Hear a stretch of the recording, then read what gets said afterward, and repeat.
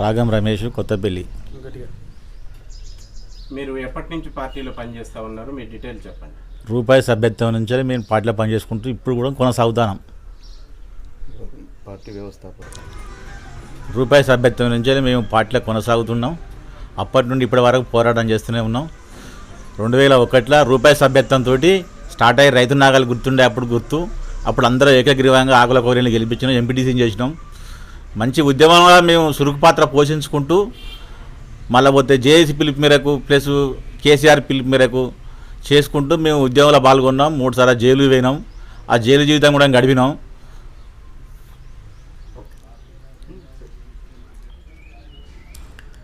లాఠీగా దెబ్బలు తిన్నాం.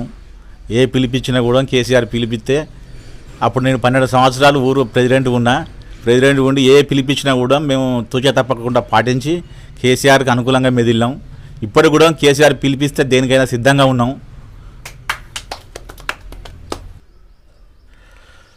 ఉద్యమం చేసుకుంటూ జైలు జీవితం ఢిల్లీకి కూడా పోయినాం సార్ 2 సార్లు. మేము ఢిల్లీ పోయి పార్లమెంటును తాకి పార్లమెంటు మీద కూడా ధర్నా చేసినాం. అక్కడ సంసద్ యాత్ర పోయినాం. 14 సంవత్సరాలు శాంతియుతంగా ఏ పిలిపించినా కూడా మేము తూచా తప్పకుండా పాటించుకుంటూ శాంతియుతంగా పోరాటం చేసి తెలంగాణ సాధించుకున్నాం.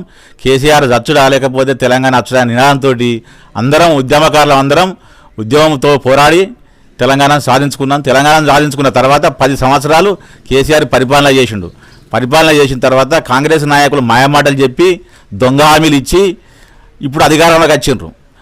అధికారంలోకి వచ్చి ఏ హామీ కూడా ఒకటి నెరవేర్చలే. అయితే సార్ ఇప్పుడు కేసీఆర్ చేసిన అప్పులకి మేము మిత్తిలు కడుతున్నాం, ఆగమాగం చేసిండని కాంగ్రెస్ వాళ్ళు అంటున్నారు. ఒక ప్రాజెక్టు కడితే ఎంత ఖర్చు సార్? ఆ ఖర్చు ప్రతిదీ కేసీఆర్ అప్పులు తెచ్చుడు కాదు, ప్రధాన పాత్రలు ఉండే మన తెలంగాణ అనేది ప్రధాన పాత్రలు వండుకుంటూ అభివృద్ధిలో కూడా బాగా చేసింది. రైతు బంధు కానీ, రైతు బీమా కానీ, రైతు భరోసా కానీ, కేసీఆర్ కిట్ కానీ, మా కళ్యాణ లక్ష్మి ఏంటంటే చెప్పుకుంటూ పోతే చాలా ఉన్నాయి. అవన్నీ సక్సెస్ చేసుకుంటూ వచ్చిండు. ఇప్పుడు రేవంత్ రెడ్డి ఏం చేసిండండి? కళ్యాణ లక్ష్మి లేదు, తులం బంగారం అన్నాడు, తులం బంగారం ఇవ్వలే. పెన్షన్లు వచ్చు చూడే 4,000 ఇస్తా అన్నాడు, 4,000 లేవు. గవే కేసీఆర్ ఇచ్చిన 2,000 వస్తాయి. కేసీఆర్ మంచి పనులు చేసిండు, కానీ కొంచెం ఎట్లా అంటే ఆయన దగ్గర కూడా కొంచెం మైనస్ ఉంది. అందరి సిట్టింగ్ ఎమ్మెల్యేలకు సీట్లు ఇవ్వకపోనుండే. ఎప్పుడైతే మైనస్ ఉన్నదో ఆ మైనస్లకు సీట్లు ఇవ్వకుండా ఉంటే ఇప్పుడు నంబర్ 1 పొజిషన్లు ఉండు.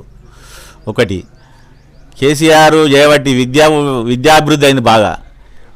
మళ్ళీ మండలానికి ఒక గురుకుల పాఠశాల ఏర్పాటు చేసిండు, జిల్లాకు ఒక వైద్యశాల. పేద విద్యార్థి కూడా ఇలా వైద్యశాలలో సీట్ వచ్చి పేదలు ఇలా డాక్టర్లు అయినరు. అది వాస్తవంగా మంచి పరిణామం.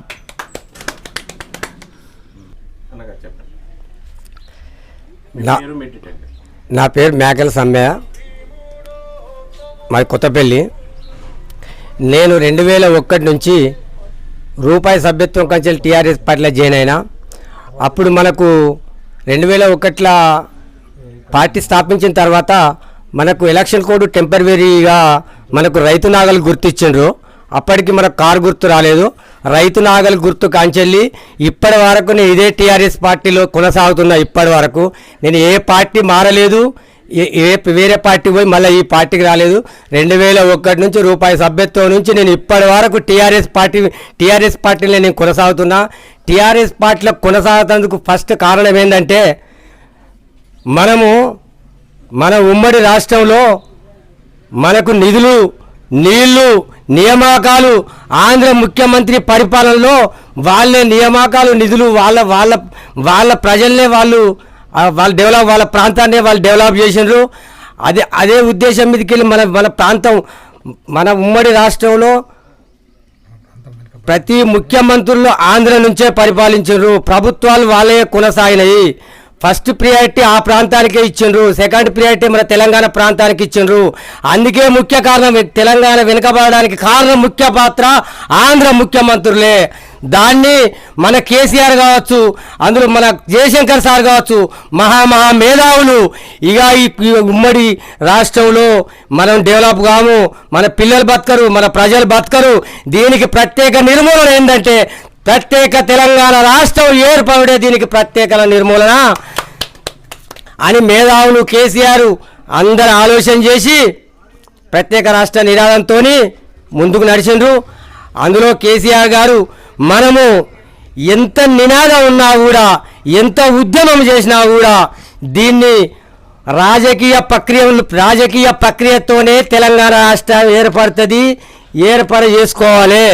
ఇవాళ మనం శాంతి ఉసగబోతున్నాం, దండయాత్ర చేస్తున్నాం, ఇది ఆ రాష్ట్రం ప్రత్యేకంగా ఏర్పడింది. మనకు ఒక రాజ్యాంగం అనేది ఉన్నది. ఈ రాజ్యాంగంలో రాజకీయ ప్రక్రియతోనే రాష్ట్రం ఏర్పడుతుందని కేసీఆర్ గారు గుర్తించి ఒక పార్టీ పెట్టిండు. ఆ పార్టీ పెడితే ఆ పార్టీతోని పార్లమెంట్లో కొట్లాడితేనే, పార్లమెంట్లో అధ్యక్షతనే, పార్లమెంట్లో బిల్లు పాస్ అయితేనే తెలంగాణ రాష్ట్రం ఏర్పడుతుందని కేసీఆర్ గుర్తించి తెలంగాణ వచ్చింది. మీరు పోరాటం చేశారు, తెలంగాణ వచ్చింది. గత 10 ఏళ్ల కాలంలో ఎలాంటి కార్యక్రమాలు చేశారు చెప్పండి సార్. చెప్తా సార్. అయితే ప్రత్యేక తెలంగాణ రాష్ట్రం కోసము కేసీఆర్ పిలుపు మేరకు, జేఏసీ పిలుపు మేరకు ప్రతి ఉద్యమంలో పాల్గొన్నాం. కేసులు అయినాయి, నాన్ అవైలబుల్ కేసులు అయినాయి. ఆఖరి 14 సంవత్సరాల పోరాటంలో తెలంగాణ సాధించుకున్నాం. ఆ తెలంగాణ సాధించుకున్నాక ఈ 10 సంవత్సరాల పరిపాలనలో కేసీఆర్ గారు మనకు ఉమ్మడి రాష్ట్రంలో వెనుకబడినది కనుక దీన్ని ఇక్కడ ఉన్న ప్రజలను డెవలప్ చేయాలనే ఉద్దేశంతో మంచి పథకాలు తీసుకురామన్నది. రైతు బంధు అంటేనేమి, రైతు బీమా అంటేనేమి, కళ్యాణ లక్ష్మి అంటేనేమి, రైతు షాదీ ముబారక్ అంటేనేమి, రైతు బంధు అంటే ప్రతి ఒక్క సంక్షేమ పథకం పెట్టి 1000 రూపాయలు 500 ఉన్న పింఛన్ని 2000కు చేసిండు. ఇటు సంక్షేమ పథకాలతో పాటు ఇటు డెవలప్మెంట్ కూడా చేసిండు. డెవలప్మెంటు ఒక జిల్లాకు ఒక కలెక్టర్ ఆఫీసు, నియోజకవర్గానికి ఒక ఎమ్మెల్యే ఆఫీసు, తాగునీరు, సాగునీరు, ప్రతి ప్రాజెక్టులు ఇటు డెవలప్మెంట్ చేసుకుంటూ సంక్షేమ పథకాలు అమలు చేసిండు. ఒక సంక్షేమ పథకాలే ముఖ్యం కాదు, రాష్ట్రం డెవలప్ ముఖ్యం, సంక్షేమ పథకాలు ముఖ్యమైన 2 సమభాగాల్లో చేసిండు. అయితే ఇలా కాంగ్రెస్ ప్రభుత్వం అప్పులు చేసిండు అంటారు. అప్పులు అవుతాయి సరే, అప్పులు ఒకెత్తు. సార్ చేసిన డెవలప్మెంటు అవంతా ఇప్పుడు కన్స్ట్రక్షన్ చేస్తే ఎన్ని లక్షల కోట్లు డెవలప్ చేస్తారో దాని నుండి అప్పులకు బేడకు చేసుకోవాలి. కానీ అప్పులే ముఖ్యం కాదు. ఇప్పుడు ఒక్కొక్క ప్రాజెక్టులు, భూసేకరణ ప్రాజెక్టులు, లిఫ్ట్ ఇరిగేషన్లు, డ్యాములు, ఇవన్నిటికి ఎంత ఖర్చు అవుతుంది? ఇవన్నీ ఒక్కసారి మీరు విలువ కట్టండి. ఆ విలువకును అప్పుకు వేరేకి చేయాలి. కానీ అప్పు అయిందంటే 7 లక్షల కోట్లు కాదు, 4 లక్షల కోట్లు అయినా కూడా, ఇంకా 10 లక్షల కోట్ల అప్పు అయినా కూడా ఇలాంటి సంక్షేమ పథకాలు, ఇలాంటి డెవలప్మెంట్ కాదు. ఇప్పుడు ఎన్ని లక్షల కోట్లు పెట్టినా అలాంటి డెవలప్మెంట్ కనిపించదు. దయచేసి అప్పే ముఖ్యం కాదు, డెవలప్మెంట్ను కూడా గుర్తించాలి రాష్ట్ర ప్రజలని నేను కోరుకుంటున్నా. నేను మండల సురేందర్, బీఆర్ఎస్ పార్టీ ప్రస్తుతం మండలాధ్యక్షునిగా కొనసాగుతూ ఉన్నా. తెలంగాణ ప్రస్థానం కనుక ఒకసారి మనం నెమరు వేసుకున్నట్టు ఉంటే, తెలంగాణ రాష్ట్రం సాధించుకోక ముందు తెలంగాణ అంటే బొంబాయి, బొగ్గుబాయి, దుబాయ్ లెక్క ఉండే. ఇవాళ రాష్ట్రంలో ఎక్కడ చూసినా కూడా ఆర్తనాదాలు, తర్వాత బీళ్లు వారిన నేల, సాగుకు నీళ్లు లేవు, తాగడానికి నీళ్లు లేవు. తెలంగాణ రాష్ట్రం గురించి కనుక గోస కనుక చెప్పుకున్నట్టు ఉంటే రాస్తే రామాయణం అంత పెద్దగా ఉండే గోస. అట్లాంటి పరిస్థితుల లోపల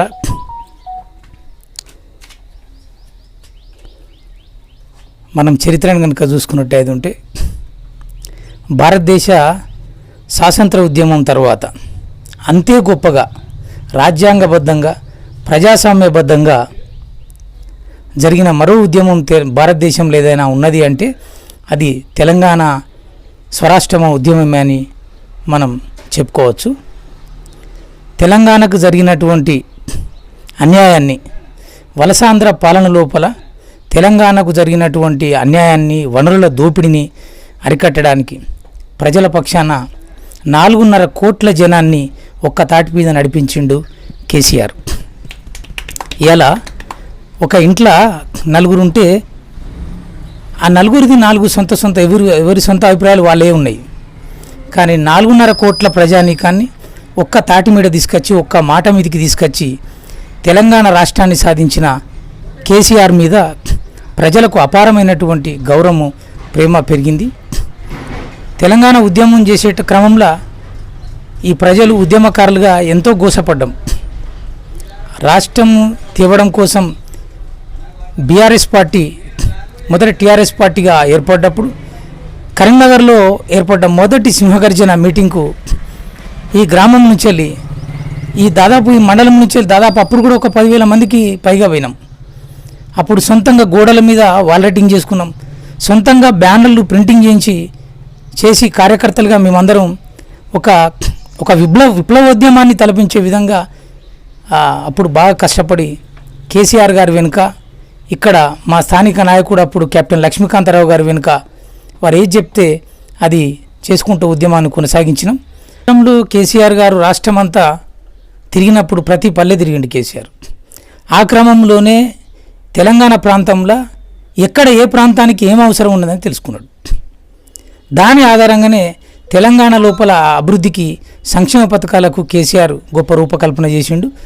ఆ క్రమంలోనే తెలంగాణ రాష్ట్రంలో 420 సంక్షేమ పథకాలు కేసీఆర్ గారు రూపొందించిండు.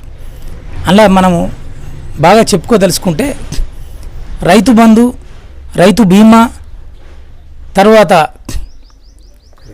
కళ్యాణ లక్ష్మి, షాదీ ముబారక్, తర్వాత ఇంకా మన గురుకుల పాఠశాలలో కానీ ప్రభుత్వ పాఠశాలలో కానీ చదువుకునేటువంటి పిల్లలకు సన్నబియ్యంతో అన్నం పెట్టడం అనేటువంటిది చాలా గొప్ప, మానవతావాదులంతా చాలా గొప్పగా హర్షించారు కేసీఆర్ గారి ఇది సన్నబియ్యంతో అన్నం పెట్టేటువంటి స్కీమ్ను. ఎందుకంటే ఈ తెలంగాణ రాష్ట్రంలో పేద విద్యార్థులు చదువుకు దూరమైనరు. ఒకప్పుడు వనరులు లేక వాళ్ళు పేద విద్యార్థులకు మంచి చదువు అందించాలనే ఉద్దేశంతో కేసీఆర్ గారు గురుకుల పాఠశాల, దాదాపు 1000 గురుకుల పాఠశాలలు మనం ఇక్కడ స్థాపించుకోవడం జరిగింది. ఇలా తెలంగాణ రాష్ట్రంలో ఉన్నటువంటి విద్యా ప్రమాణాలు భారతదేశంలో ఉన్నటువంటి ఏ రాష్ట్రంలో లేవు. ప్రతి జిల్లాకు ఒక మెడికల్ కాలేజీ కట్టుకున్నాం. మహారాష్ట్ర కనుక ఇక్కడ కనుక చూసినట్టయితే, బయట రాష్ట్రాలకు కనుక ఇక్కడ కనుక చూసినట్టయితే ఉంటే ఇక్కడ ఒక దళిత విద్యార్థి 430 మార్కులతోటి ఇలా డాక్టర్ అవుతున్నాడు. 430 నుంచి 500 మార్కులకి సీట్ వస్తున్నది.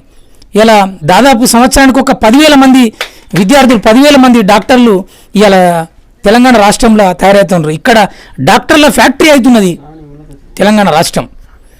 కాబట్టి ఈ చెప్పదలుచుకుంటే సబ్బండ వర్ణాలకు అనుకూలంగా కేసీఆర్ గారు గవర్నమెంట్ చేసింది.